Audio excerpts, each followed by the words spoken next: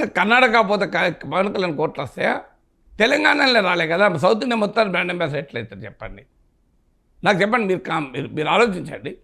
తెలంగాణలో కూడా పవన్ కళ్యాణ్ కోట్లు రాలే కదా, తెలంగాణ జన్మస్థలం కదా, ఆంధ్ర గమ్యస్థలమే కదా. మరి తెలంగాణలో ఓట్లు రాంది తమిళనాడులో, కేరళలో, కర్ణాటకలో పవన్ కళ్యాణ్ ఓట్లు తెస్తారంటే అది అర్థం ఉంటుందేమో అన్న చెప్పండి మీరు. అసలు బ్రాండ్ అంబాసిడర్ అంటే ఈ ప్రశ్న పదే అడుగుతుంటారు. నాకు ఇప్పటికీ అర్థం కాదు. తెలంగాణలో ఓట్లు రాని వాళ్ళు తమిళనాడులో ఎట్లా ఓట్లు తెస్తారండి? అసలు రాయలసీమలోనే ఓట్లు రాలే కదా. రాయలసీమలో మొదలు మీకు తూర్పు పశ్చిమ గోదావరి జిల్లాల్లో ఉన్న బలం రాయలసీమలో ఉందా జనసేనకు? మరి అందువల్ల మనం అతిగా ఊహించకూడదు. ఎస్, బీజేపీతో దగ్గర కావాలి అనే ప్రక్రియలో భాగంగా పవన్ కళ్యాణ్ బీజేపీ ఎజెండాను ఎక్కువ ఎత్తుకోవచ్చు. కానీ ఆయన సౌత్ ఇండియా మొత్తానికి బ్రాండ్ సౌత్ ఇండియాకు తమిళనాడు అన్నామలై ఉండగా పోయి పవన్ కళ్యాణ్ ఎందుకు బ్రాండ్ అంబాసిడర్ అవుతాడు? కర్ణాటకలో యడియూరప్ప వీళ్ళందరూ లేరు, కర్ణాటకలో బీజేపీ నాయకులే లేరా?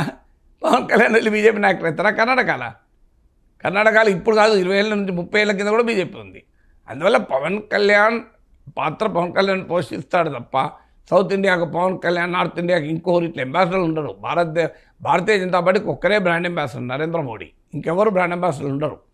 BJP brand ambassador Narendra Modi, BJP brand హిందుత్వ.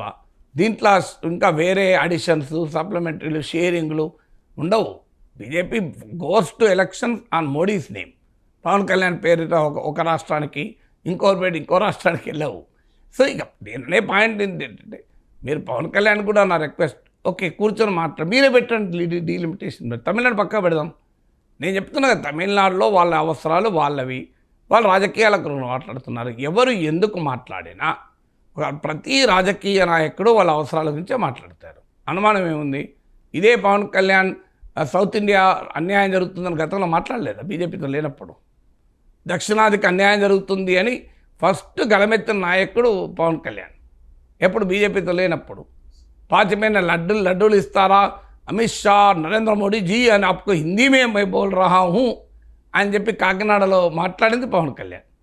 రాజకీయ నాయకులు ఏముందండి, వాళ్ళ అవసరాల కొరకు మారుస్తుంటారు. చంద్రబాబు నాయుడు మార్చలేదు ఎన్నిసార్లు వైఖరి. ఒకసారి మోడీ భార్యకే అన్యాయం చేసినోడు దేశానికే న్యాయం చేస్తారంటాడు, ఒకసారి మోడీ గొప్పవాడు, మహానుభావుడు, మార్తాండ తేజుడు అంటాడు. So Tamil Nadu Stalin is also no different. So Chandrababu Naidu, Pawan కళ్యాణ్లు, జగన్మోహన్ రెడ్డిలు ఎలా రాజకీయంగా తమకు అవసరమైనప్పుడు అనుకూలంగా ఒక రకంగా, తమ వ్యతిరేకంగా ఉన్నప్పుడు ఒక రకంగా రాజకీయాల్లో మాట్లాడతారు. సో మనం అందరినీ తమలాగే మాట్లాడమని అంటారు. స్టాలిన్ కూడా అంతే. కానీ అందులో న్యాయం ఉందా లేదా? ఓకే, డీలిమిటేషన్ తమిళనాడు వాళ్ళు పక్క పెడదాం. మీరు పెట్టండి. చంద్రబాబు నాయుడు, పవన్ కళ్యాణ్ డిప్యూటీ చీఫ్ మినిస్టర్గా ఇప్పుడు స్టాలిన్ ఒక మీటింగ్ పెట్టాడు. స్టాలిన్ మీటింగ్కు మీరు అన్ని పోరు కావచ్చు బహుశా. పవన్ కళ్యాణ్ ఒక మీటింగ్ పెట్టండి. సౌత్ ఇండియా కాదు, మొత్తం ఆల్ ఇండియా పెట్టండి. సౌత్ ఇండియా కూడా వదిలేద్దాం. సో ఎక్కడ ఎవరికి అన్యాయం జరగదు. యూపీ కూడా అన్యాయం జరగదు డీలిమిటేషన్, బీహార్ కూడా అన్యాయం జరగదు, రాజస్థాన్ కూడా జరగదు. ఒక సౌత్ ఇండియానే అంటలేను. అందువల్ల నా రిక్వెస్ట్ ఏంటంటే, జనసేన తెలుగుదేశంలో కలిసి ఒక పొలిటికల్ కాంక్లేవ్ పెట్టండి. డీలిమిటేషన్ పైన బీజేపీతో సహా అన్ని పార్టీలు అఖిలపక్ష మీటింగ్ పెట్టండి. పెట్టి డీలిమిటేషన్ పైన జెన్యూన్ ఫియర్స్ ఏంటి, ఏ రాష్ట్రానికి అన్యాయం జరుగుతుంది అది చర్చించండి. లేదు, నేను పవన్ కళ్యాణ్, చంద్రబాబు నాయుడు అడిగే క్వశ్చన్ ఏంటంటే, తెలుగు వారి రాజకీయ ప్రాధాన్యత డీలిమిటేషన్ తర్వాత ఏమవుతుంది? ఏ పెరుగుతుంది? క్వశ్చన్ లేదు. బి అలాగే ఉంటుంది? క్వశ్చన్ లేదు. సి తగ్గుతుంది అని నా అనుమానం కాదు, ఎంపరికల్ డేటాతో సహా చెప్తున్నాను. మీరు ఎప్పటికి కాదని ప్రూవ్ చేయండి. తెలుగువారికి అన్యాయం జరగకపోయి, లాభం జరగకపోయినా మంచిదే, అన్యాయం జరగదు. తెలుగువారి రాజకీయ ప్రాధాన్యత తగ్గించే డీలిమిటేషన్ ప్రక్రియను బీజేపీతో పొత్తు వల్ల మీరు సమర్థిస్తే చరిత్రలో మీరు తెలుగువారికి అన్యాయం చేసే వాళ్ళు అవుతారు. తెలుగు బిడ్డగా ఉండి భారతీయ జనతా పార్టీతో పొత్తు కోసం మీ తపనలో తెలుగువారికి అన్యాయం చేస్తారు. ఆల్రెడీ ప్రత్యేక హోదా త్యాగం చేసేసారు, అన్యాయం చేశారు. తెలుగునాట ఆంధ్రప్రదేశ్లో ఉన్న అన్ని పార్టీలు, ఒక చంద్రబాబు నాయుడే కాదు, ఒక పవన్ కళ్యాణ్, ఈవెన్ జగన్మోహన్ రెడ్డి కూడా మోడీతో ప్రేమతోనో మోడీతో భయంతోనో ప్రత్యేక హోదా పాత్ర పెట్టారు కదా. ప్రత్యేక హోదా గురించి ఎవరు మాట్లాడుతున్నారు?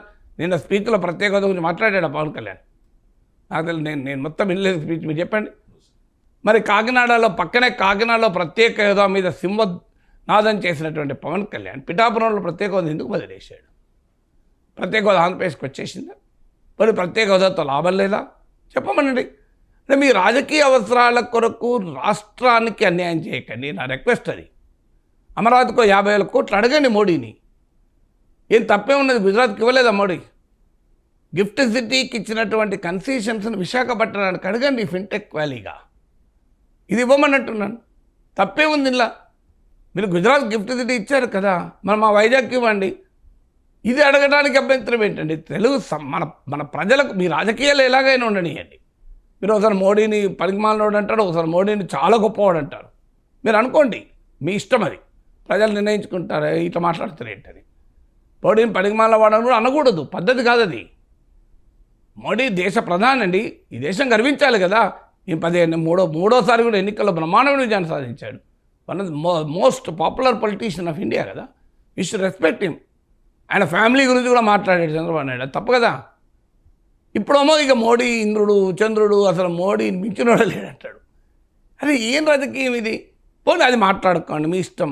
నేను అడుగుతున్నాను కనీసం ప్రత్యేక హోదా గురించి, సౌత్ ఇండియా డీలిమిటేషన్ గురించి, మన దక్షిణ భారతదేశానికి జరుగుతున్న నిధుల అన్యాయం గురించి, వీటి మీద మాట్లాడడానికి ఏంటంటే ప్రాబ్లం? బీజేపీతో పొత్తుంటే ఏమున్నది? బీజేపీ తన విధానాలు తను చెప్పుకోవడం లేదా?